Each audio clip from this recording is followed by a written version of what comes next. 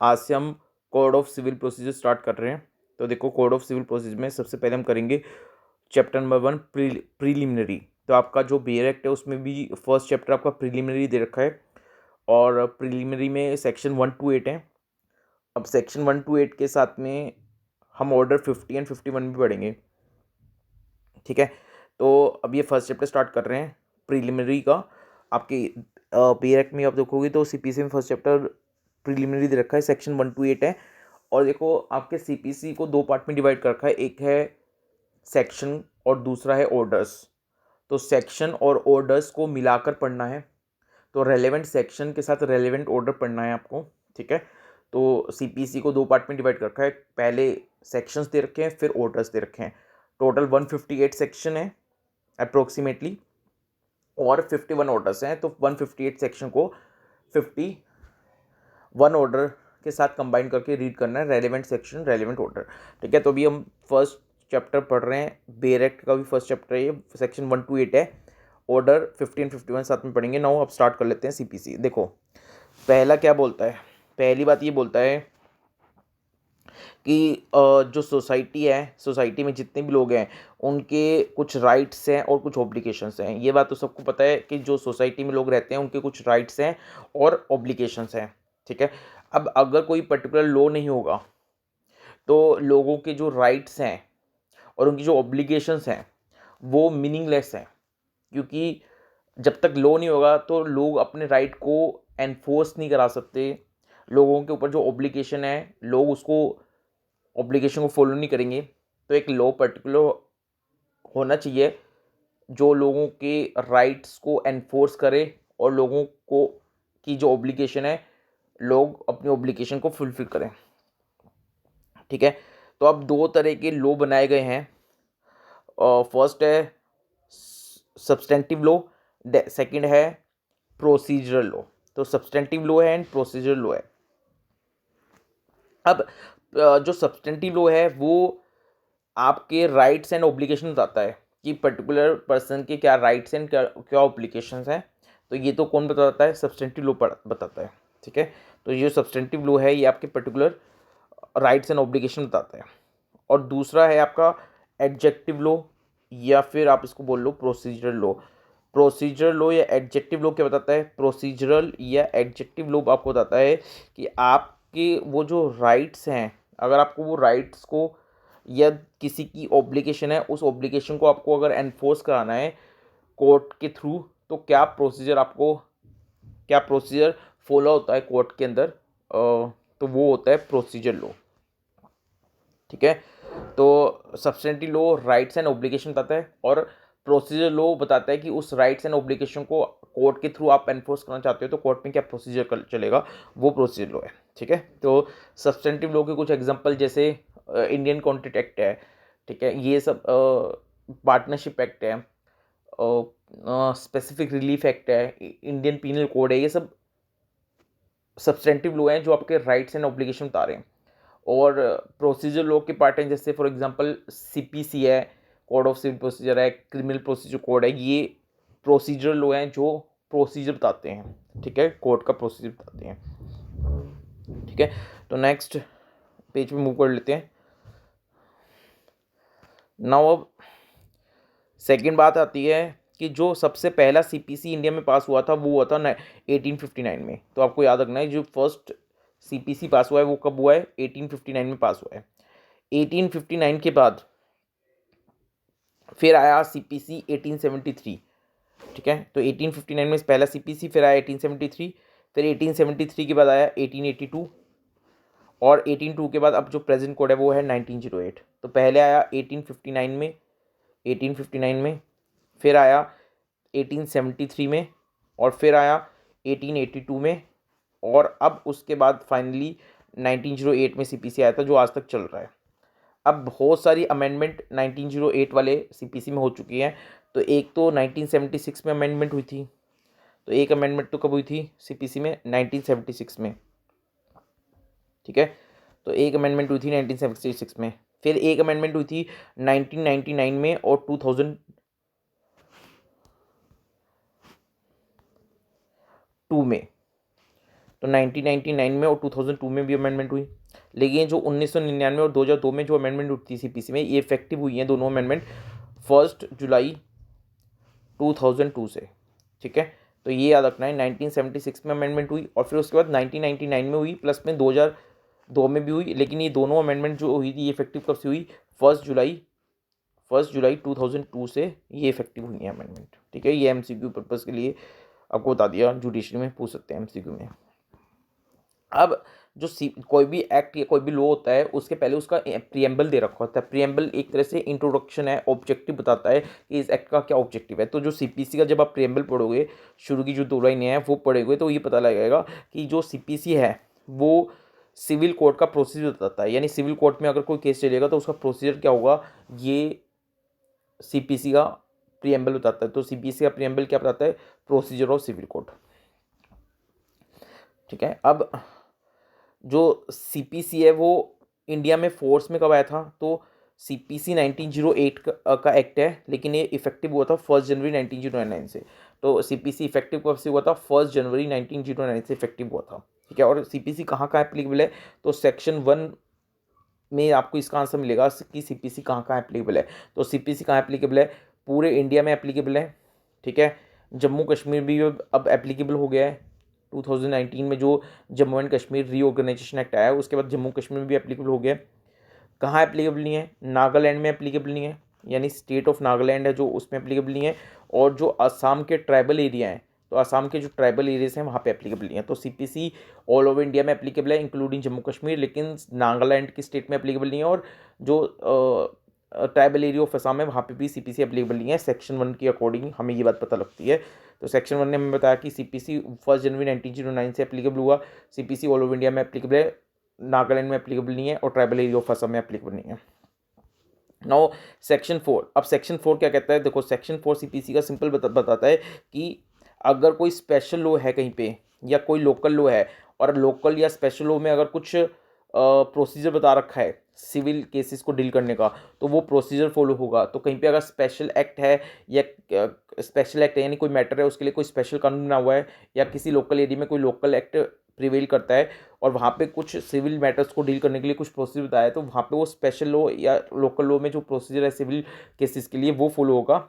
और जहाँ पे वो साइलेंट है वहाँ पे सीपीसी एप्लीकेबल होगा। सेक्शन 4 की ये इंटरप्रिटेशन है। तो सेक्शन 4 कहता है कि अगर कहीं लोकल लॉ है या स्पेशल लॉ है तो वहाँ पे उनका प्रोसीजर जो सिविल कोर्ट का प्रोसीजर रखा हो स्पेशल लॉ लोकल में वो एप्लीकेबल होगा, और वहाँ पे जब special law local law silent है वहाँ पे सीपीसी एप्लीकेबल हो जाएगा। ठीक है, नाउ आपको एक बात बताता हूँ। कहीं पे अगर अगर किसी पार्टी को लगता है कि पर्टिकुलर केस में सीपीसी एप्लीकेबल नहीं होगा, कोई स्पेशल लॉ एप्लीकेबल होगा, कोई लोकल लॉ एप्लीकेबल होगा, और उस स्पेशल लॉ लोकल लॉ के अकॉर्डिंग सिविल कोर्ट का प्रोसीजर फॉलो होना चाहिए, तो ये बात एस्टेब्लिश करना, ये बात प्रूव करना किसकी ड्यूटी है? जो ये पार्टी बोल रही है, जो ये पार्टी एजर्शन कर रही है कि कि स्पेशल लॉ या लोकल लॉ एप्लीकेबल होगा, सीपीसी एप्लीकेबल नहीं होगा, उस पार्टी के ऊपर बर्डन है कि वो प्रूव करे, वो एस्टेब्लिश करे कोर्ट के सामने कि वहाँ पे स्पेशल लॉ का प्रोसीजर फॉलो होगा, सीपीसी फॉलो नहीं होगा। ये Punjab and Haryana high court की एक जजमेंट है। ठीक है, ना आगे देख लेते हैं। ठीक है, मैंने आपको जो जजमेंट बताई है पंजाब एंड हरियाणा कोर्ट की उसका नाम है गिरधारी लाल वर्सेस कृष्णा दत्त। तो गिरधारी लाल वर्सेस कृष्णा दत्त की जजमेंट है। ठीक है, नाउ आपको दिखा देता हूँ। गिरधारी लाल वर्सेस कृष्णा दत्त, ये है Punjab and Haryana high court की जजमेंट। ठीक है, चलो नेक्स्ट बात कर लेते हैं। 2015 में कॉमर्शियल कोर्ट एक्ट पास हुआ। यानी ये एक नीड समझी गई कि जो कॉमर्शियल केसेस हैं पर्टिकुलर कुछ स्पेसिफाइड वैल्यू के, तो स्पेसिफाइड वैल्यू के कुछ कॉमर्शियल केसेस अगर होते हैं जो पर्टिकुलर स्पेसिफाइड वैल्यू को एक्सीड करते हैं, तो उनके लिए कॉमर्शियल कोर्ट्स एस्टेब्लिश हो जानी चाहिए। और वो जो कॉमर्शियल कोर्ट्स हैं वो उनको पावर दी गई है कि वो उस स्पेशल केसेस को, जो कॉमर्शियल केसेस हैं, जो स्पेसिफाइड वैल्यू से ज़्यादा के केसेस हैं, वो कॉमर्शियल केसेस वो कॉमर्शियल कोर्ट डील करें। इसके लिए कॉमर्शियल कोर्ट एक्ट पास हुआ है और अकॉर्डिंगली सीपीसी में रेलिवेंट जगह चेंजेस किए गए हैं। 2018 में भी बहुत सारी अमेंडमेंट हुई हैं इससे रिलेटेड। तो हम देखेंगे सीपीसी पढ़ते वक्त कि कहाँ कहाँ ये अमेंडमेंट हुई हैं। तो बस आपको ये याद रखना है, 2015 में कॉमर्शियल कोर्ट एक्ट पास हुआ है। उसके अकॉर्डिंग ये डिसाइड किया कि कॉमर्शियल कोर्ट एस्टेब्लिश की गए और कॉमर्शियल कोर्ट जो है एस्टेब्लिश किए हैं उनके पास कौन से केसेस जाएंगे, कॉमर्शियल केसेस जाएंगे जो स्पेसिफाइड वैल्यू से एक्सीड करते हैं। और इसके लिए 2018 में भी बहुत सारी अमेंडमेंट हुई हैं सीपीसी के अंदर, ठीक है। तो नेक्स्ट तो हम देखेंगे रेलेवेंट जगह इसके प्रोविज़न। नाउ अब सेक्शन 2 पे आ जाओ। सेक्शन 1 और 4 आपने पढ़ लिया, अब सेक्शन 2 पे आ जाओ। सेक्शन 2 में डेफिनेशन दे रखी है। तो सेक्शन 2 सेक्शन 2 क्लोज 1 में सबसे पहले डेफिनेशन दे रखी है कोड। कोड को बताया गया है कि कोड का मतलब होता है रूल्स, यानी कोड इंक्लूड रूल्स। आपको पता है जैसे कि सीपीसी 2 पार्ट में डिवाइड है, एक तो 158 सेक्शन है और प्लस में 51 ऑर्डर्स हैं। ये जो 51 ऑर्डर्स हैं इनमें बहुत सारे रूल्स दे रखे हैं, हर ऑर्डर में कुछ ना कुछ रूल्स दे रखे हैं। तो 158 सेक्शन है और 51 रूल्स हैं, 51 ऑर्डर हैं, उन ऑर्डर्स के अंदर रूल्स दिए हुए हैं। तो अब जो डेफिनेशन है उसमें सेक्शन 2 क्लोज 1 यही कह रहा है कि जो कोड है वो इंक्लूड रूल्स, यानी कोड अगर आप बोलोगे सीपीसी तो सीपीसी का मतलब कोड भी है और रूल्स भी है। यानी सीपीसी सिविल प्रोसीजर कोड के अंदर रूल्स भी इंक्लूड होते हैं, यानी सेक्शन तो है ही सीपीसी के अंदर और रूल्स भी सीपीसी का पार्ट है। इसका मतलब ये बताना चाह रहा है कि जो सीपीसी में सेक्शंस हैं और उसका जो पर्टिकुलर उसके साथ कोई रूल ऑर्डर है, तो आपको उन दोनों को मिला के हार्मोनियस इंटरप्रिटेशन निकालनी है और फिर देखना है कि लोग क्या बोलना चाह रहा है। तो आप पर्टिकुलर सेक्शन पढ़ो, उसके साथ उसका रेलेवेंट ऑर्डर या रेलेवेंट ऑर्डर के अंदर रूल्स जो है वो पढ़ो और कंबाइंड रीडिंग करके सेक्शन की और रूल्स की, फिर आप अपना इंटरप्रिटेशन निकालो हार्मोनियस। लेकिन अगर कहीं क्लियर कॉन्फ्लिक्ट है, यानी सेक्शन कुछ और बोल रहा है और रूल यानी ऑर्डर हैं, जो ऑर्डर्स के अंदर जो रूल्स हैं वो कुछ और बोल रहे हैं, यानी क्लियर कॉन्फ्लिक्ट दिख रहा है सेक्शन का और रूल्स का, ऑर्डर का, तो फिर वहाँ पे सेक्शन प्रिवेल करेंगे, सेक्शन की बात मानी जाएगी, ठीक है। नाउ एक बात और बताता हूँ, सेक्शंस जो हैं 158 सेक्शन उनको अमेंड सिर्फ लेजिस्लेचर कर सकता है। लेजिस्लेचर मतलब सेंट्रल गवर्नमेंट भी कर सकती है और स्टेट गवर्नमेंट भी कर सकती है। क्यों कर सकती है स्टेट गवर्नमेंट? क्योंकि जो सीपीसी है वो कॉन्करेंट लिस्ट का मैटर है और वहाँ पे सेंट्रल गवर्नमेंट और स्टेट गवर्नमेंट दोनों के पास पावर है। तो इसलिए सीपीसी को पार्लियामेंट भी चेंज कर सकती है और किसी स्टेट की लेजिस्लेचर भी सीपीसी को अपनी स्टेट के लिए चेंज कर सकती है सेक्शंस को। और जो रूल्स हैं उन रूल्स को लेजिस्लेचर भी चेंज कर सकते हैं और प्लस में जो हाई कोर्ट हैं वो हाई कोर्ट भी रूल्स को अमेंड कर सकते हैं, ठीक है। तो सेक्शन सिर्फ लेजिस्लेचर चेंज कर सकता है और रूल्स हाई कोर्ट भी चेंज कर सकता है। और किसी हाई कोर्ट ने रूल्स में कोई चेंजेस किए हैं तो उस हाई कोर्ट के अंदर जो स्टेट आ रही है उस स्टेट में वो रूल्स एप्लीकेबल होंगे, ठीक है। नेक्स्ट अगली बात कर लेते हैं।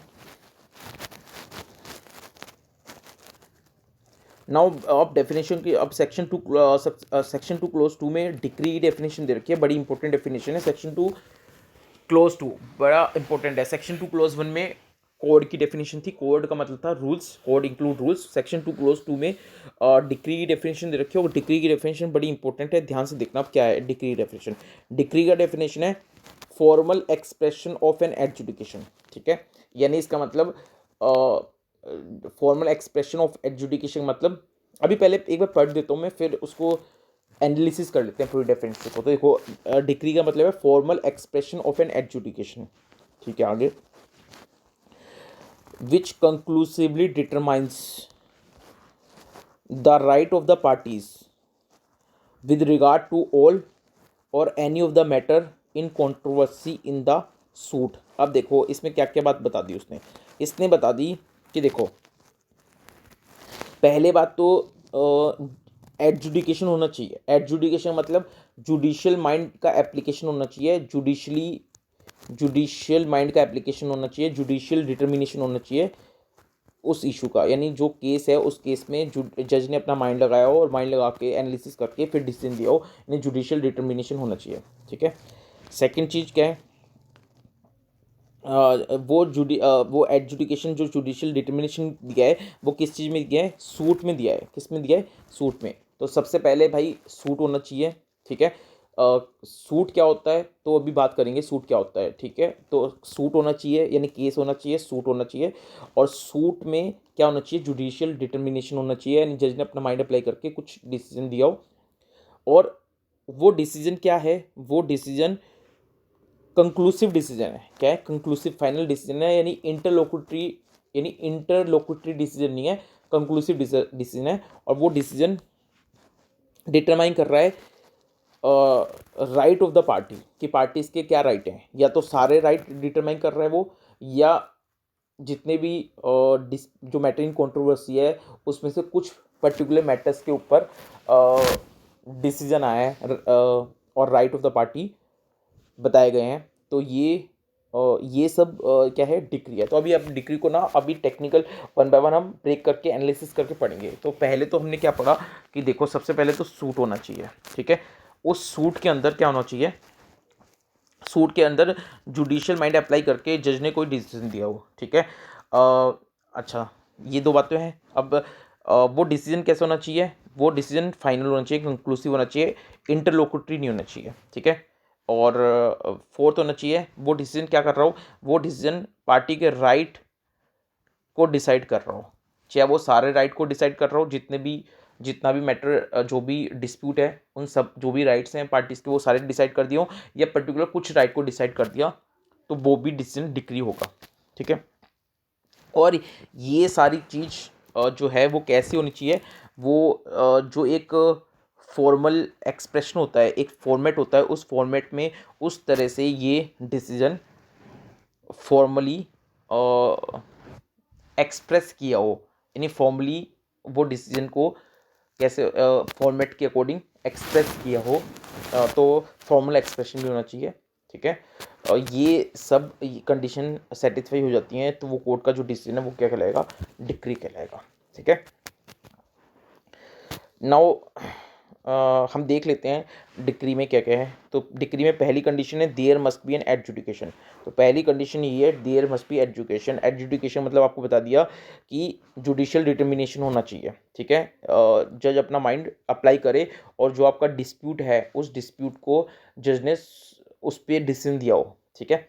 तो अगर जज ने अपना माइंड जुडिशली अप्लाई नहीं करा, यानी जो डिस्प्यूट है उसके ऊपर कुछ फैसला सुनाया नहीं जज ने, और यानी जुडिशियल डिटर्मिनेशन हुआ ही नहीं, तो फिर वो आप जज जो डिसीजन है कोर्ट का वो डिक्री हो ही नहीं सकता। अब एक एग्जांपल ले लेते हैं, देखो फॉर एग्जांपल मान लो दोनों पार्टी डेट लगी थी और दोनों पार्टी अपीयर हुई नहीं, ठीक है। दोनों पार्टी ही अपीयर नहीं हुई और जज साहब ने क्या कर दिया, केस को डिसमिस कर दिया, केस को डिसमिस कर दिया। तो दोनों पार्टी अपीयर नहीं हुई, डिफ़ॉल्ट हो गया और जज साहब ने कोर्ट केस को डिसमिस कर दिया। अभी जो डिसीजन आया इसको आप डिक्री नहीं बोल सकते, रीज़न क्योंकि यहाँ पे जज साहब ने अभी दोनों पार्टी नहीं आई इसलिए केस को डिसमिस कर दिया।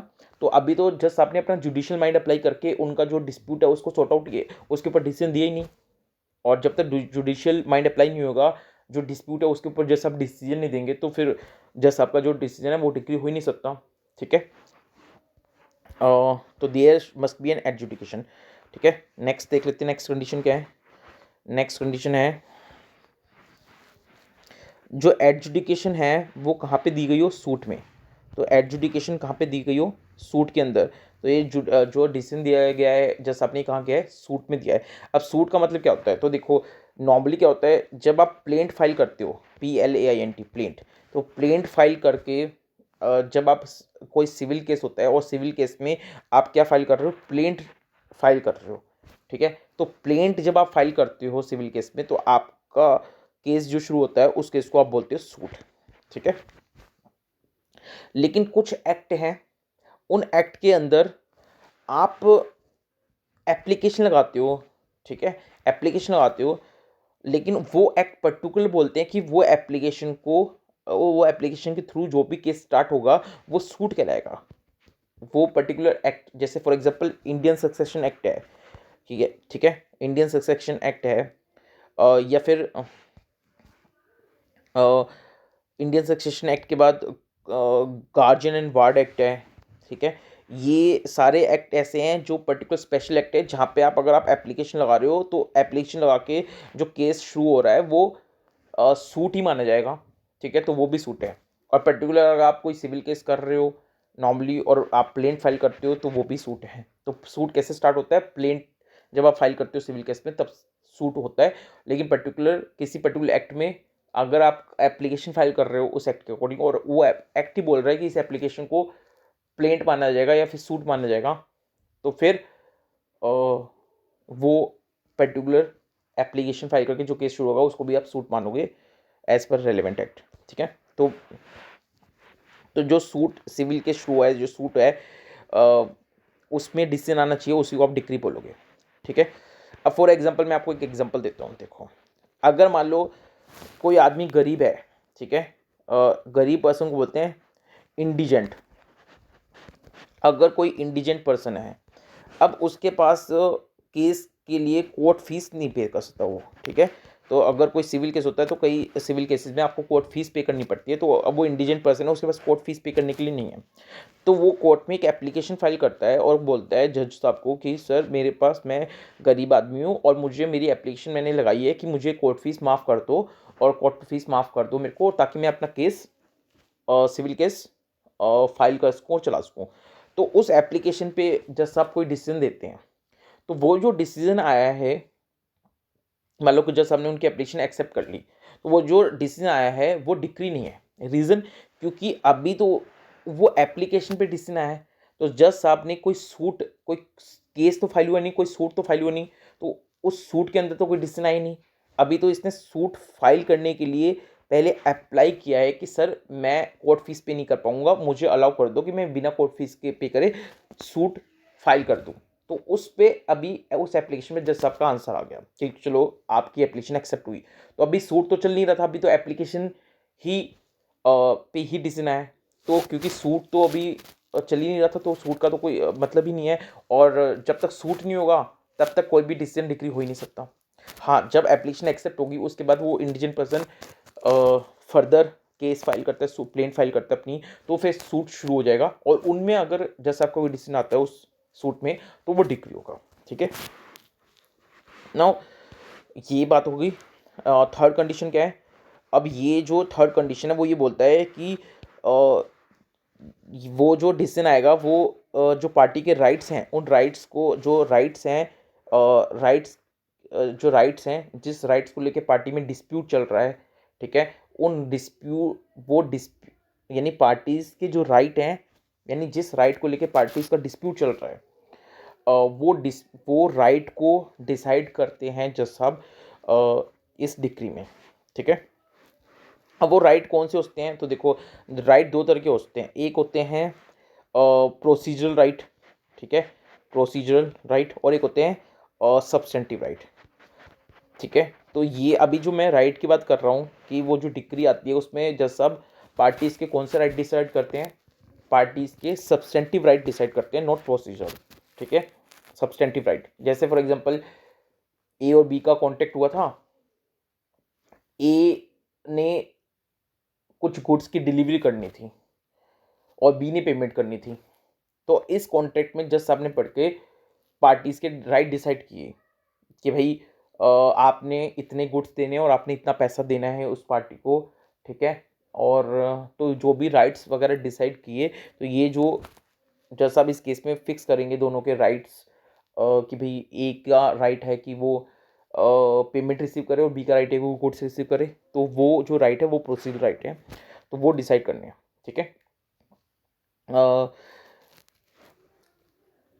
सॉरी, वो कौन से राइट हैं, वो सब्सटेंटिव राइट है, नॉट प्रोसीजर, ठीक है। लेकिन अगर मान लो सपोज करो अगर ऐसा होता है कि जुरिस्डिक्शन बन रहा है नहीं बन रहा, अभी सिर्फ ये डिसाइड हो रहा है, यानी जैसा पहले इसी पे आंसर दे रहे हैं कि जो जो ए ने मान लो केस कर रहा है और बी वो बोलता है कि सर यहाँ पे तो केस फाइल ही नहीं हो सकता क्योंकि जुरिस्डिक्शन नहीं बन रही कोर्ट की, और अभी जुरिस्डिक्शन को लेकर कोर्ट का आंसर आया है कि भाई यहाँ पे जुरिस्डिक्शन बन रही है नहीं बन रही, तो यहाँ पे दोनों पार्टी के जो प्रोसीजर राइट हैं, प्रोसीजर से रिलेटेड राइट हैं, ये जो जुरिस्डिक्शन है प्रोसीजर से रिलेटेड मैटर है ना, तो यहाँ पे ये जो जुरिस्डिक्शन के ऊपर जज साहब ने अपना डिसीजन दिया है कि बताओ जुरिस्डिक्शन बन रहा है नहीं बन रहा, तो ये यहाँ पे जो पार्टी का डिस्प्यूट है उस पर तो कोई आंसर आया नहीं जज साहब का। अभी तो जो प्रोसीजर राइट जो पार्टी के पास है कि यहाँ पे जुरिस्डिक्शन बनता है नहीं बनता, उसके ऊपर जज साहब का डिसीजन आया है। तो यहाँ तो ये जो डिसीजन है जहाँ पे जज साहब ने जुरिस्डिक्शन के बारे में बताया कि पार्टी की राइट है यहाँ पे केस फाइल करने का, ये नहीं है जुरिस्डिक्शन बनता है नहीं बनता, तो ये प्रोसीजर राइट हो गया। तो ये मैटर इन कंट्रोवर्सी को डिसाइड नहीं कर रहा, तो ये डिक्री नहीं होगा, ठीक है। लेकिन कोई कॉन्ट्रैक्ट का केस है या जो भी केस है उसमें पर्टिकुलर पार्टी के क्या राइट्स हैं दोनों के, वो डिसाइड करेगा अगर जज साहब ने, तो वो क्या है, वो सब्सटेंटिव राइट है, ठीक है। तो कैसे राइट डिसाइड होने चाहिए, तो डिक्री में सब्सटेंटिव राइट डिसाइड होनी चाहिए, और कौन सा सब्सटेंटिव जिसको लेके डिस्प्यूट है, ठीक है।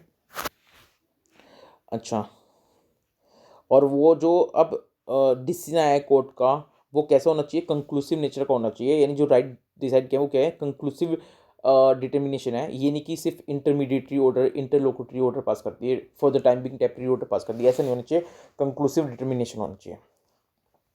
और there must be formal expression of adjudication, और फॉर्मली वो जो डिग्री है उसको फॉर्मली ड्रॉ करना है, ठीक है। जो भी फॉर्मेट है उस फॉर्मेट के अकॉर्डिंग वो डिग्री होनी चाहिए, ठीक है। तो ये होना चाहिए, क्लियर है।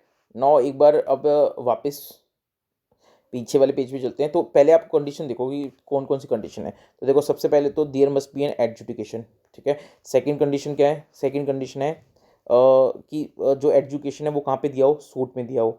थर्ड कंडीशन है कि जज साहब ने जो पार्टीज के सब्सटेंशियल राइट हैं डिस्प्यूट में उसके ऊपर उन उसको डिसाइड किया हो, ठीक है। और फोर्थ है कि वो डिटर्मिनेशन कंक्लूसिव नेचर का होना चाहिए और फॉर्मल एक्सप्रेशन होना चाहिए डिक्री का, ठीक है। यानी फॉर्मली डिक्री ड्रॉन अप हो गए हो, ठीक है। नेक्स्ट, अब डिक्री डेफिनेशन में बस इतना ही नहीं, आगे बोलता है देखो। अब जो डिक्री है, देखो सेक्शन 2 क्लोज 2 में ही चलते हैं, अब डिक्री को फर्दर पढ़ते हैं। डिक्री बोलता है कि आगे डिक्री प्रीलिमिनरी भी हो सकती है और फाइनल भी हो सकती है, ठीक है। तो डिक्री प्रीलिमिनरी भी हो सकती है और क्या हो सकती है, फाइनल भी हो सकती है। अब मैं आपको एक बात कहता हूँ प्रीलिमिनरी और फाइनल की। देखो अगर मान लो सपोज करो कोई केस चल रहा है, ठीक है। अब केस कोई चल रहा है, जैसे एक एग्जांपल देके मैं आपको बताता हूँ प्रीलिमिनरी और फाइनल डिक्री का मतलब, कि ए ने बी के खिलाफ कोई केस फाइल किया, ठीक है। अब ए ने कहा है बी से, जज साहब से ए कह रहा है कि सर देखो, एक तो बी से मेरी प्रॉपर्टी मुझे वापस दिलवा दो, ठीक है, मेरी प्रॉपर्टी मुझे वापस मिल जाए, और प्लस में बी से बोलो कि बी ने इतने दिन मेरी प्रॉपर्टी जो यूज़ करी है उसका मुझे रेंट और रीजनेबल रेंट दिलवा दो। तो ए प्रॉपर्टी का पोसेशन मांग रहा है, प्लस में रीजनेबल रेंट मांग रहा है बी से। अब जज साहब ने ये डिसाइड कर दिया कि जो प्रॉपर्टी है उस पर वो उस पर जो राइट है, उस पर पोसेशन का जो राइट है वो ए का बनता है। ये जज साहब ने डिसाइड कर दिया कि भाई बी का कोई राइट नहीं है प्रॉपर्टी रखने का, और एक ए ओनर है तो ए को प्रॉपर्टी मिलनी चाहिए। तो ये डिसाइड कर दिया। और जज साहब ने फर्दर बता दिया कि जो रेंट है वो कितना देना चाहिए बी को, बी ने ए को कितना रेंट देना है वो अभी फर्दर डिसाइड करेंगे आगे। तो अभी एक बार तो जैसे हमने क्लियर कर दी कि प्रॉपर्टी जो डिस्प्यूट है उसका जो पोसेशन है वो ए को मिलना चाहिए, ये तो डिसाइड हो गया और ये फाइनल है, इसमें कोई चेंज नहीं हो सकता। तो ये जो डिक्री आई है कौन सी आई है, प्रीलिमिनरी आई है, प्रीलिमिनरी डिक्री। अब फर्दर ये डिसाइड करना है कि रेंट बी ए को कितना देगा, ये कैलकुलेट करना है। जज साहब ने ये भी बता दिया कि चलो बी ए को रेंट देगा, ये बात भी बता दी, लेकिन ये कैलकुलेट नहीं करा कि बी ए को कितना रेंट देगा। यानी ये बात तो बता दी कि बी ए को रेंट देगा, लेकिन अभी रेंट कितना देगा वो अभी कैलकुलेट करना बाकी है। तो जब जज साहब ने ऑर्डर दे दिया कि बी ए को रेंट भी पे करेगा, तो ये क्या है, प्रीलिमिनरी डिक्री। लेकिन अभी फाइनली ये डिसाइड करना है कि बी ए को कितना रेंट देगा। तो नेक्स्ट ईयरिंग में या आगे जज साहब ने ये डिसाइड करा कि बी ए को चलो 10,000 रुपये रेंट देगा। तो ये जो आया, ये जो डिसीजन आया, ये क्या आया, फाइनल डिग्री आया, ठीक है, फाइनल डिग्री आया, ठीक है। तो पहले जो डिसीजन आया था जहाँ पे जज साहब ने बताया था कि बी ए को पोसेशन दे देगा और बी ए को रेंट भी देगा, ये जो था ये डिसीजन था प्रीमियम डिग्री। और फिर फाइनली जज साहब ने ऑर्डर दिया बी को कि आप 10,000 रुपये रेंट दो, तो ये क्या था, फाइनल डिग्री। तो प्रीलिमिनरी और फाइनल डिग्री मतलब क्या होता है, प्रीलिमिनरी में क्या होता है कि कोर्ट क्या करता है, पार्टीज़ के राइट को डिसाइड कर देता है प्रीलिमिनरी डिग्री में, और उस राइट का अब जो एक्चुअल रिजल्ट है, एक्चुअल जो रिजल्ट है, यानी कोई कैलकुलेशन कर रहती है कोई, ठीक है, वो सब कोर्ट फाइनल डिग्री में अपना एक्चुअल रिजल्ट बताता है। ठीक है, जैसे इस एग्जांपल में हुआ कि जज साहब ने रेंट तो बता दिया कि बी ने ए को रेंट देना है, ये तो हो गया प्रीलिमिनरी डिग्री। अब कितना रेंट देना है वो उसका एक्चुअल जो रिजल्ट है वो कैलकुलेशन फाइनल डिग्री में होगा, तो ये फाइनल डिग्री होता है। ठीक है, अब आपको एक बात बताता हूँ कि अगर सेक्शन 97 क्या कहता है, सेक्शन 97 कहता है कि अगर प्रीलिमिनरी डिग्री आ गई है तो उस प्रीलिमिनरी डिग्री के अगेंस्ट आपको विद इन द जो भी आपको टाइम लिमिट मिला हुआ है लॉ के अकॉर्डिंग उसमें अपील फाइल कर देनी चाहिए, अगर आप उससे सेटिस्फाई नहीं हो। अदरवाइज एक बार टाइम निकल गया तो सेक्शन 97 कहता है कि जब फाइनल डिग्री के अगेंस्ट आप अपील फाइल करोगे तब आप उसमें प्रिलिमिनरी डिग्री के क्वेश्चन को डिस्प्यूट यानी उसको चैलेंज नहीं कर सकते। यानी इसका मतलब ये हो गया कि अगर जज साहब ने कोई प्रीलिमिनरी डिग्री दी है आज और अभी एक फाइनल डिग्री आनी बाकी है, तो प्रीलिमिनरी डिग्री के अगेंस्ट आप अगर अपील में जाना चाहते हो तो टाइम लिमिट में कर दो, अदरवाइज सेक्शन 97 ऑफ सीपीसी बार कर देगा आपको। और जब फाइनल डिग्री के अगेंस्ट आप अपील करोगे तब उसमें आप प्रीलिमिनरी डिग्री को चैलेंज नहीं कर सकते, सिर्फ आप फाइनल डिग्री को ही चैलेंज कर सकते हो। फॉर एग्जांपल जस्ट आपने ये डिसाइड कर दिया कि बी ए को रेंट देगा, ये होगी प्रीलिमिनरी डिग्री। अब जज साहब ये बता रहे हैं कि बी ए को कितना रेंट देगा ये फर्दर कैलकुलेट करके बताएंगे। तो जज साहब ने बाद में बताया कि बी ए को 5,000 रुपये रेंट देगा। अब जो पहले डिसीजन आया था जहाँ पे जज साहब ने ये डिसाइड कर दिया था हाँ बी ए को रेंट देगा, ठीक है, वो तो प्रीलिमिनरी डिग्री। बाद में फाइनल डिग्री में बताया कि बी ए को 5,000 का रेंट देगा।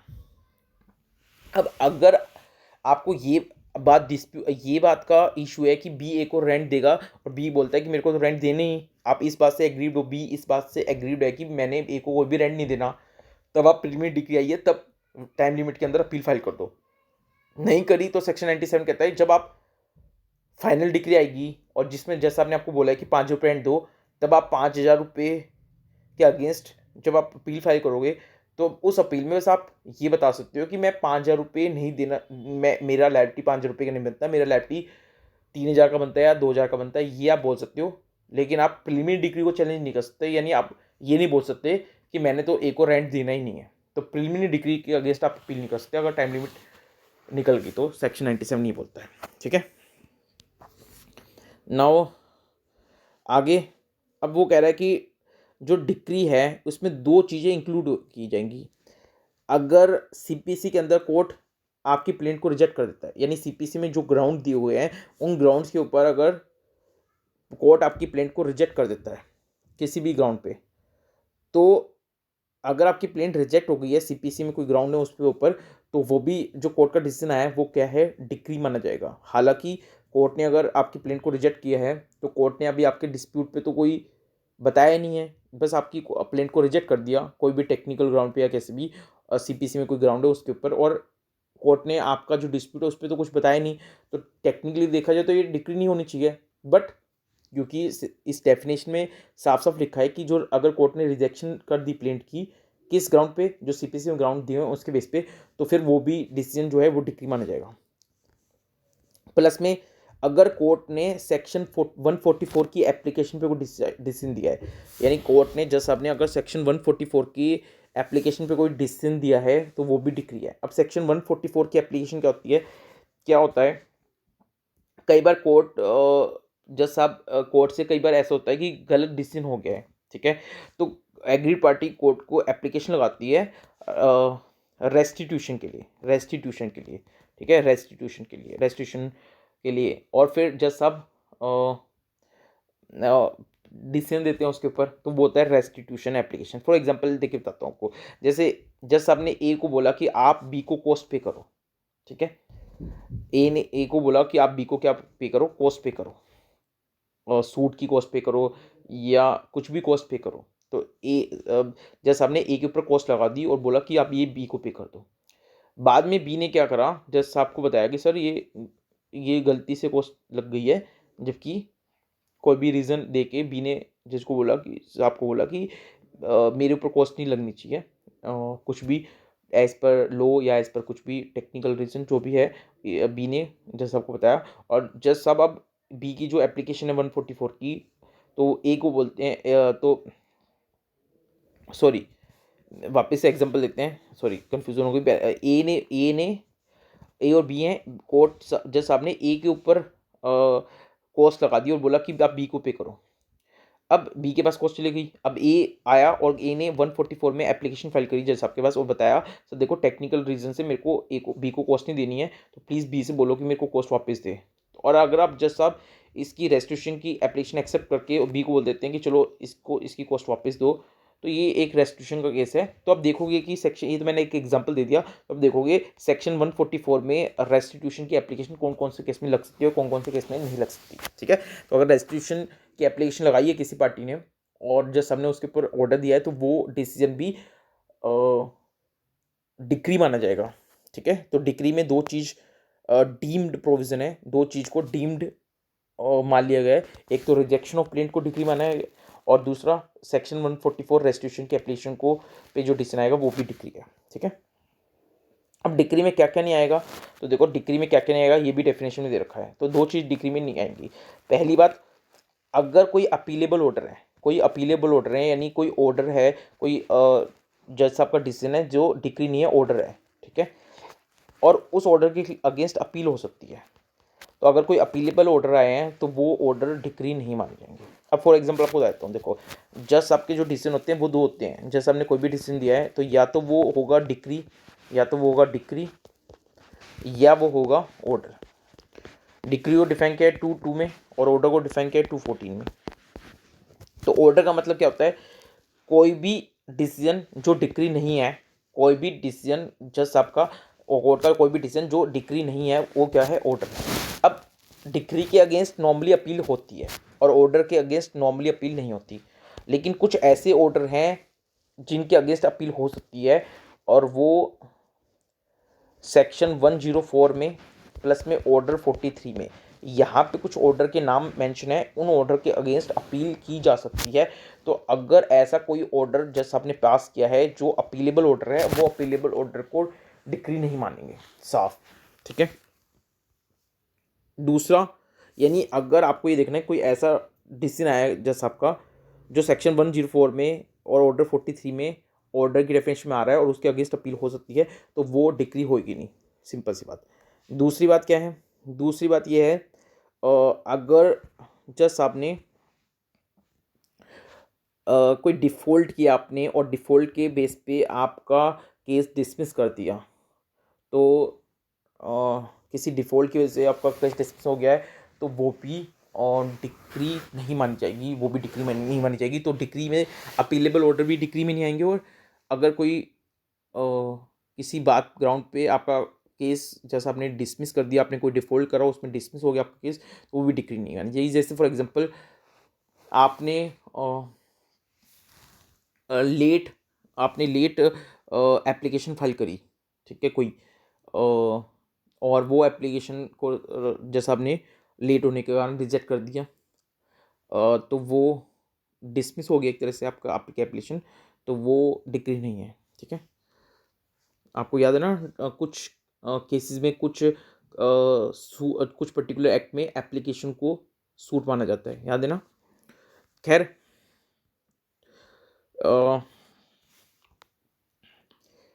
अब ये भी हो सकता है कि जो डिक्री आ रही है कोर्ट की वो पार्टली प्रिलिमिनरी हो और पार्टली क्या हो, फाइनल हो। ठीक है, तो डिक्री जो है कोर्ट की वो कैसी हो सकती है, डिक्री जो कोर्ट की है वो प्रिलिमिनरी भी हो सकती है, वो फाइनल भी हो सकती है, और ऐसे भी हो सकता है पार्टली प्रिलिमिनरी है और पार्टली फाइनल है। क्लियर है, ऐसा भी पॉसिबल है।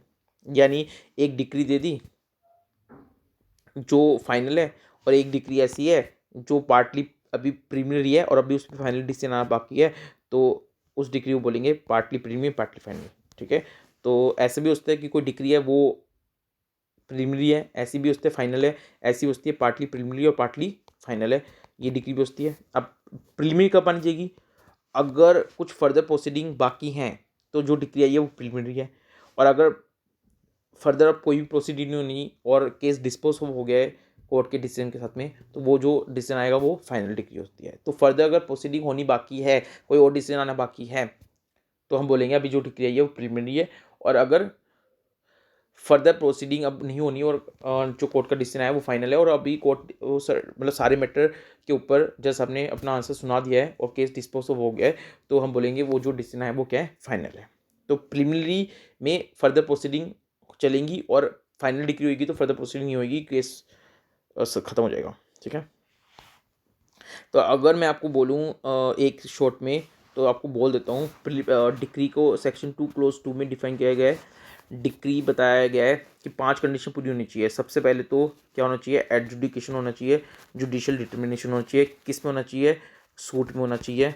तीसरा, किस चीज़ का एडजुडिकेशन होना चाहिए, जो पार्टी के राइट्स हैं, कुछ राइट्स हैं और उस राइट के ऊपर पार्टी के डिस्प्यूट है, उस डिस्प्यूट को लेके कोर्ट ने पार्टी के राइट डिसाइड कर दिए हों। और फोर्थ,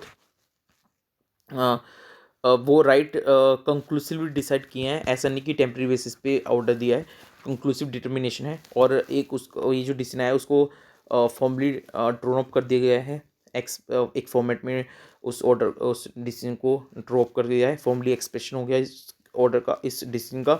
तो इसको बोलेंगे, ये सब कंडीशन मेंशन है तो हम बोलेंगे जो डिसीजन आया कोर्ट का वो डिक्री है। ठीक है, डिक्री में दो चीज़ें इंक्लूड हैं डीम्ड।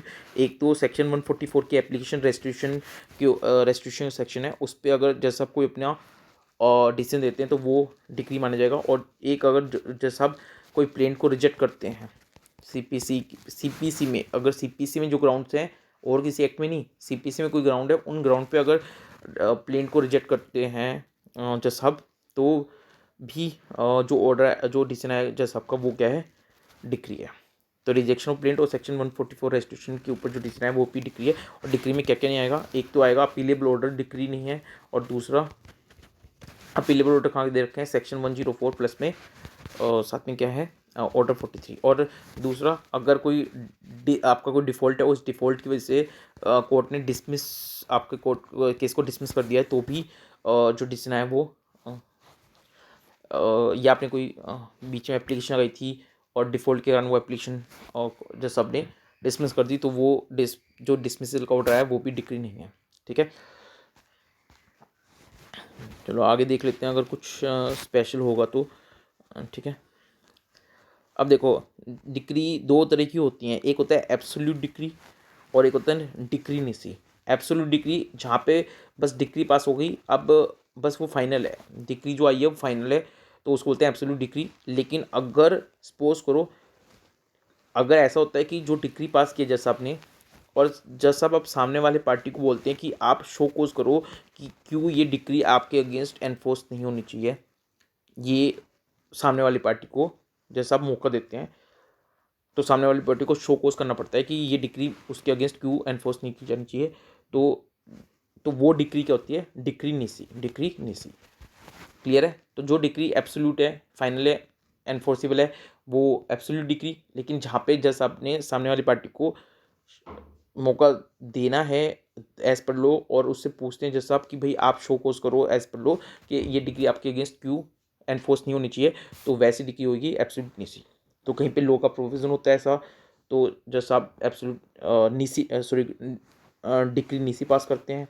नॉर्मली सारी डिग्री वैसे एब्सोल्यूट ही होती हैं। तो एब्सोल्यूट डिग्री और डिग्री निसी में आपको फ़र्क पता लग गया। प्रीलिमिनरी डिग्री पता है आपको क्या होती है, फाइनल डिग्री पता होती है पर क्या होती है, पार्टली प्रीलिमिनरी और पार्टली फाइनल पता है क्या होती है। पार्टली प्रीलिमिनरी पार्टली फाइनल समझ में आ गया ना, यानी एक डिसीजन आया, ठीक है, वो फाइनल है। ठीक है, एक डिसीजन आया जिसके ऊपर कुछ प्रीलिमिनरी ऑर्डर पास कर दिए और अब उसका जो फाइनल कैलकुलेशन है वो भी नेक्स्ट ऑर्डर में पास होंगे, तो वो डिग्री होगी पार्टली प्रीलिमिनरी पार्टली फाइनल। ठीक है, तो ये वाला डिसीजन फाइनल है और ये वाला डिसीजन अभी प्रीलिमिनरी है। ठीक है, तो ऐसा भी हो सकता है कि प्रीलिमिनरी डिग्री आई हो, ऐसा भी हो सकता है कि फाइनल डिग्री आ गई हो, ऐसा भी हो सकता है कि अभी पार्टली प्रीलिमिनरी डिग्री आई हो और पार्टली फाइनल भी आ गई है। यानी कि कोई डिसीजन है उस पर फाइनल डिग्री आ गई है, और कोई डिसीजन है जिस पे अभी प्रीलिमिनरी डिग्री आई है और अभी उस पर फाइनल डिग्री आनी बाकी है। ठीक है, तो ये तो कोई बहुत बड़ी बात नहीं है। ठीक है, और क्या होता है, और रिजेक्शन ऑफ प्लेंट है ये भी डिक्री है, और कोई सेक्शन 144 की एप्लीकेशन है उसको उसके ऊपर डिसीजन है वो भी डिक्री है। ठीक है, और आपको ये बताते हैं कि और आपको ये बताते हैं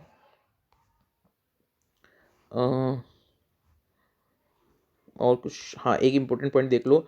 it may be noted that both the decree are passed in the same suit, यानी प्रीलिमिनरी डिग्री और फाइनल डिग्री दोनों एक ही सूट में पास होती है। If preliminary decree is set aside तो final decree is also superseded, यानी अगर दो जो प्रीलिमिनरी डिग्री और फाइनल डिग्री है दोनों एक ही सूट में पास होती है, सेम सूट में, अगर प्रीलिमिनरी डिग्री सेट असाइड हो गई है तो फाइनल डिग्री का कोई मतलब नहीं रह जाता, वो भी ऑटोमेटिकली और सेट असाइड हो जाएगी। ठीक है, नाउ अब आपको कुछ केसेस बता देता हूँ जहाँ पे प्रीलिमिनरी डिग्री और फाइनल, मतलब ऐसा कोई केस जहाँ पे प्रीलिमिनरी डिग्री पास होती है फिर फाइनल डिग्री पास होती है। तो फॉर एग्जांपल अगर आपने कोई केस किया है ऑर्डर 20 रूल 12 में केस पास किया है जहाँ पे पोसेशन ऑफ इमूवेबल प्रॉपर्टी मांगा है आपने और प्लस में रेंट मांगा है, तो आपने केस फाइल किया है कि भाई मेरे को इमूवेबल प्रॉपर्टी का पोसेशन दिलवा दो और रेंट दिलवा दो, तो यहाँ पे प्रीलिमिनरी डिग्री पास हो सकती है। या कोई आदमी मर गया तो उसकी एस्टेट को एडमिनिस्ट्रेट कौन करेगा उसके ऊपर अभी फैसला देना है जैसा आपने, तो वहाँ पर प्रीलिमिनरी डिग्री पास हो सकती है।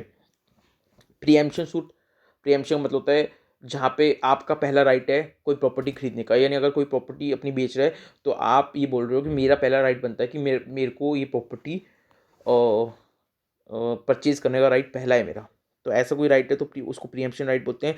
तो ये भी ऑर्डर 20 में है। अगर कोई पार्टनरशिप को डिसोल्व कराने के लिए कोई पार्टनर एप्लीकेशन देता है dissolution of partnership and distribution of asset between partner, तो ये भी इसके ऊपर भी प्रीलिमिनरी डिग्री पास होती है। प्रिंसिपल और एजेंट के बीच में कोई अकाउंट्स को लेके केस है तो इस पर भी प्रीलिमिनरी डिग्री पास होती है। तो यानी ऑर्डर 20 के अंदर काफ़ी सारे केसेस बताए गए हैं। ऑर्डर 20 के अंदर ये 4 एग्जांपल दे दिए, बाकी ऑर्डर 20 और आगे डिटेल में हम पढ़ेंगे। ऑर्डर 20 का हेडिंग है जजमेंट एंड डिक्री। ऑर्डर 20 का जजमेंट क्या हेडिंग है, जजमेंट एंड डिक्री। इसके अंदर ऑर्डर 20 के अंदर आप पढ़ोगे जहाँ पे काफ़ी सारे केसेस मिलेंगे जहाँ पे प्रीलिमिनरी डिग्री पास हो सकती है एज पर सीपीसी, लेकिन ये एग्जांपल है, ऐसा कुछ नहीं है। कोर्ट को जहाँ पे ठीक लगता है वहाँ पे कोर्ट प्रीलिमिनरी डिग्री पास कर सकता है और फिर बाद में फाइनल डिग्री पास कर सकते हैं। ठीक है, बस आप ये समझ लो कि पहले कोई प्रीलिमिनरी डिग्री में पहले कोई राइट फिक्स कर दिए, अब उस राइट की जो मैथमेटिकल कैलकुलेशन वगैरह होने वाली है वो फाइनल डिग्री में कोर्ट जैसा हम डिसाइड करते हैं बस। तो order 20 rule 12 recovery of possession of immovable property and rent, इसमें प्रीलिमिनरी डिग्री पास होती है। Administration of the estate of A deceased person, इसमें प्रीलिमिनरी डिग्री पास होती है। प्रीएम्पशन में प्रीलिमिनरी डिग्री पास होती है। डिसोल्यूशन ऑफ पार्टनरशिप में प्रीलिमिनरी डिग्री पास होती है। अकाउंट्स बिटवीन प्रिंसिपल एजेंट, इसमें प्रीलिमिनरी डिग्री पास होती है। ठीक है, ओके। नाउ ऑर्डर, तो बाकी आपको बता दिया ऑर्डर रिजेक्टिंग प्लेंट, ये भी अगर कोर्ट आप सीपीसी के ग्राउंड के ऊपर अगर जैसा आप आपकी प्लेंट को रिजेक्ट कर देते हैं तो ये भी डिक्री है। या फिर क्वेश्चन सेक्शन 144 के अंदर कोई एप्लीकेशन लगाई है आपने और उस पर कोई क्वेश्चन डिसीजन देते हैं जैसा, तो वो भी डिक्री है। अब एक एग्जांपल देते हैं, देखो रिजेक्टिंग प्लेंट, जैसे फॉर एग्जांपल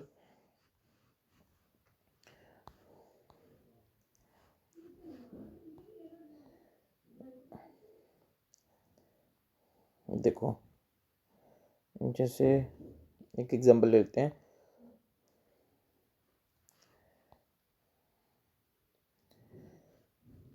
एक मिनट, जैसे फॉर एग्जांपल ऑर्डर 7 में सीपीसी ऑर्डर 7 में किसी ग्राउंड पे जैसे आपने आपकी एप्लीकेशन को रिजेक्ट कर दिया, आपके ब्रेन को रिजेक्ट कर दिया। फॉर एग्जांपल उसमें कुछ टेक्निकल ग्राउंड पे, जैसे फॉर एग्जांपल आपने उसका उस पर प्रॉपर उसको वैल्यूशन नहीं करा हुआ, तो आपने अगर प्रॉपर वैल्यूशन नहीं किया हुआ अपनी प्लेंट का और आपने उसके हिसाब से जो कोर्ट फीस नहीं सबमिट की, प्रॉपर कोर्ट फीस सबमिट नहीं करी, या कहीं पे स्टैम्प ड्यूटी पे करनी है वहाँ पे आपने प्रॉपर स्टैम्प ड्यूटी पे नहीं करी और टेक्निकल ग्राउंड पे आपने जैसे आपने आपकी क्लाइंट को रिजेक्ट कर दिया, तो वो भी डिक्री मानी जाएगी। लेकिन आपको एक बात याद रखनी है कि अगर जैसा आप आपकी प्लेंट को रिजेक्ट करते हैं सीपीसी में कोई ग्राउंड से मेंशन हो उनके उसके आधार पर, तो ही वो डिसीजन डिक्री है, अदरवाइज नहीं। ठीक है, और एक बात और, अगर जैसा आप आपकी प्लेंट को रिजेक्ट नहीं कर रहे, रिटर्न कर रहे हैं, रिटर्न फॉर एग्जांपल जैसा आप आपको कह रहे हैं कि भाई मेरे पास फाइल नहीं होगी, ये आप गलत कोर्ट में आ गए हो, किसी और कोर्ट में जाओ, तो ऑर्डर 7 और रूल 10 में, ऑर्डर 7 और रूल 10 में जैसा आप आपको बोल सकते हैं कि भाई प्लेंट को प्रॉपर कोर्ट में प्रेजेंट करो और आपकी इनको रिजेक्ट नहीं कर रहे, रिटर्न कर रहे हैं, तब वो डिक्री नहीं है, क्योंकि यहाँ पे रिटर्न हो रहा है, रिजेक्ट नहीं हो रहा। ऐसे ही मान लो ऑर्डर 6 रूल 17 में जैसा आप आपको बोलते हैं कि अपनी प्लेंट को अमेंड करके लाओ, ठीक है, तो ऑर्डर 6 रूल 17 में आपको रिटर्न कर दी प्लेंट और बोलते हैं कि इसको अमेंड करके लाओ, तो यहाँ पे रिजेक्ट नहीं करा प्लेंट को, रिटर्न करा है। तो अगर रिटर्न करा है आपकी प्लेंट को, चाहे ऑर्डर 6 रूल 17 में अमेंडमेंट के लिए रिटर्न करा है या ऑर्डर 7 रूल 10 में आपको बोला है कि प्रॉपर कोर्ट में प्रेजेंट करो इसलिए रिटर्न करा है, तो रिटर्न ऑर्डर रिटर्निंग प्लेंट वो डिक्री नहीं है, क्योंकि यहाँ पे रिजेक्शन की बात नहीं हो रही, क्योंकि आपकी प्लेंट को रिजेक्ट नहीं किया गया, ठीक है। और डेफिनेशन में क्या था, सिर्फ जब आप जैसा आपकी प्लेंट को रिजेक्ट करेंगे तभी वो डी होगा डिसीजन, अदरवाइज अगर कोई ऑर्डर है जैसा आपका जो आपकी प्लेंट को सिर्फ रिटर्न कर रहा है तो वो डिक्री नहीं है। एग्जीक्यूशन प्रोसीडिंग, एक बार डिक्री पास हो जाती है तो फिर सामने वाला डिक्री अगर उसको सामने वाला डिक्री सामने वाले पर्सन के, फिर आप एग्जीक्यूशन की एप्लीकेशन डालते हो, जैसा आपके बोलते हो कि ये जो डिक्री आई है इसको एग्जीक्यूट कराओ, सामने वाली पार्टी को फोर्स करो कि वो अपनी ओब्लिगेशन फुलफिल करे। तो अगर एग्जीक्यूशन प्रोसीडिंग चलती है कल को, तो एग्जीक्यूशन प्रोसीडिंग में अगर जैसा कोई फैसला सुनाते हैं तो वो डिक्री नहीं है। ऑब्वियसली बात है, वहाँ पे कोई पार्टी का कोई म्यूचुअली राइट तो डिस्प्यूटेड है नहीं कि कोई राइट पे को लेकर डिस्प्यूट हो पार्टीज का। तो एग्जीक्यूशन प्रोसीडिंग में तो क्या होता है कि जो ऑलरेडी डिक्री आ चुकी है उसको एग्जीक्यूट करने के लिए एक पार्टी एप्लीकेशन फाइल करती है दूसरी पार्टी के अगेंस्ट, ताकि पार्टी कोर्ट को रिक्वेस्ट करती है कि जो डिक्री आई है उसको एनफोर्स कराओ, ठीक है। तो एग्जीक्यूशन प्रोसीडिंग में कोई भी ऑर्डर, कोई भी डिसीजन डिक्री नहीं होता। हाँ, लेकिन जैसा आप एक्स पार्टी डिक्री फाइल कर पास करते हैं, एक्स पार्टी डिक्री क्या होती है ये बड़ी इंपॉर्टेंट है। यानी इसका मतलब अगर किसी प्लेंटिफ ने प्लेंट फाइल कर दी और प्लेंट फाइल करने के बाद सूट शुरू हो गया और अब जो डिफेंडेंट है उसको सम्मन दिया था टाइमली और प्रॉपर सम्मन दिए गए थे और फिर भी डिफेंडेंट आता नहीं है, रिटर्न स्टेटमेंट फाइल नहीं करता, आता ही नहीं, अपील ही नहीं होता। तो जब वो अपील ही नहीं हुआ और जब सबको पता लग गया कि और सम्मन भी टाइम पे पहुंच गए थे, फिर भी सम्मन के बाद भी वो डिफेंडेंट नहीं आया, तो जज साहब चाहें तो प्लेंटिफ के फेवर में एक्स पार्टी डिग्री दे सकते हैं, यानी डिफेंडेंट के अगेंस्ट और प्लेंटिफ के फेवर में एक्स पार्टी डिग्री दे सकते हैं। अगर एक्स पार्टी डिग्री दे दी जज साहब ने, तो ऑर्डर 9 रूल 13 एंड 14 में, ऑर्डर 9 रूल 13 14 में डिफेंडेंट क्या कर सकता है, एप्लीकेशन लगा सकता है और एप्लीकेशन लगा के जस्ट आपको रिक्वेस्ट कर सकता है कि सर ये जो एक्स पार्टी डिग्री आपने पास करी है इसको प्लीज़ सेट असाइड कर दो, ठीक है। खैर ये तो एक एक्स्ट्रा बात हो गई, हम ये देख रहे हैं कि एक्स पार्टी डिग्री क्या होती है। तो एक्स पार्टी डिग्री ये होती है कि अगर डिफेंडेंट आया ही नहीं, जबकि डिफेंडेंट के पास संबंध भी टाइमली चले गए थे और खाली प्लेंटिफ आया है, तो बिना सुने डिफेंडेंट को जज साहब प्लेंटिफ के फेवर में डिग्री पास कर सकते हैं। तो ये एक्स पार्टी डिग्री है, जबकि यहाँ पे जुडिशियल डिटर्मिनेशन तो नहीं हो रहा, लेकिन इसको हम डिग्री मान रहे हैं। रीज़न क्योंकि जज साहब वहाँ पे भी ऐसे ही कोई भी जज साहब होते हैं, वो वहाँ पे ये नहीं कि अगर खाली प्लेंटिफ आया है तो बस उसकी बस और डिफेंडेंट नहीं आया तो जो प्लेंटिफ कह रहा है आंख बंद करके जज साहब डिग्री पास कर देंगे। जज साहब प्लेंटिफ अगर अकेला भी है तो जज साहब क्या करते हैं, नॉर्मली प्लेंटिफ से भी क्वेश्चन आंसर करते हैं और सेटिस्फाई होते हैं कि भाई प्लेंटिफ ठीक बोल रहा है नहीं बोल रहा, और जब सबको लगता है कि प्लेंटिफ बिल्कुल ठीक बोल रहा है, सब एविडेंस है, जब सब सेटिस्फाई होते हैं तो डिफेंडेंट को बिना सुने प्लेंटिफ फेवर में डिग्री पास कर सकते हैं। और जब सबको डाउट होता है तो जज साहब नॉर्मली ऐसा नहीं करते, डिफेंडेंट को फिर एक मौका और दे देते हैं जनरली। खैर ये तो एक अलग बात होगी, हम ये पढ़ रहे हैं एक्स पार्टी डिग्री क्या होती है। तो एक्स पार्टी डिग्री जब प्लेंटिफ को सुनकर डिग्री पास कर दी जाती है क्योंकि डिफेंडेंट अपील नहीं हुआ, सम्मन टाइमली उसको मिल गए थे तो भी, तब एक्स पार्टी डिग्री हो सकती है। और अगर एक्स पार्टी डिग्री होगी तो ऑर्डर 9 में उसकी रिमेडी है। ऑर्डर 9 रूल 13 14 में डिफेंडेंट कोर्ट को एप्लीकेशन लगा सकता है कि सर आपने जो डिग्री पास करी है एक्स पार्टी उसको सेट असाइड कर दो, उसके एप्लीकेशन लगाई जा सकती है। खैर अभी आज की क्लास में बस इतना ही करेंगे, अगली क्लास में नेक्स्ट इसको फर्दर प्रोसीड करेंगे। प्लीज़ अगर कुछ डाउट है तो आप देख लेना दोबारा से लेक्चर चला के, ये फर्स्ट क्लास है CPC की। Thank you so much, next class में मिलते हैं।